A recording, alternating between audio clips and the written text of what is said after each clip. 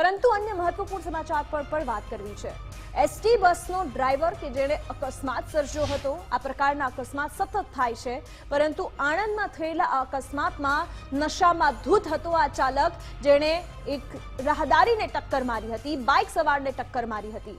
Bike સવારને માથાના ભાગે ઈજાઓ પણ પહોંચી છે। પોલીસે બસ ચાલક સામે કાર્યવાહી પણ કરી છે, પરંતુ ધૂતાઈ તો જુઓ। આ એ ડ્રાઈવર છે કે જેણે અકસ્માત કર્યો, એ દારૂના નશામાં હતો અને છતાં પણ એ વાહન હંકારી રહ્યો હતો અને લોકોના જીવને આવી જ રીતે તે નુકસાન પહોંચાડવા માટે જાણે ડ્રાઈવ કરતો હોય તેવું લાગતું હતું।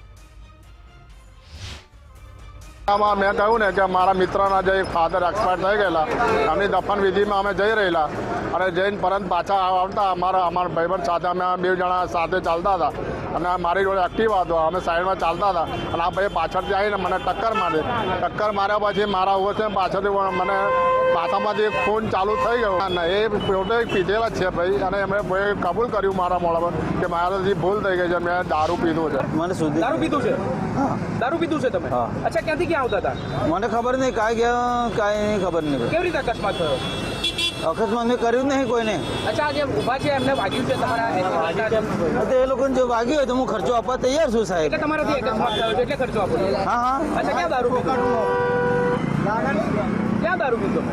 દારૂ તો કાંઈ મળે રસ્તામાં કઈ આવે? ક્યાં આવતા હતા? કોઈ કાર્યક્રમમાંથી આવતા હતા તમે? કઈ ગઈ નહીં મને। કયા ડિવિઝનની બસ છે? નડિયાદ ડિવિઝનની ગાડી।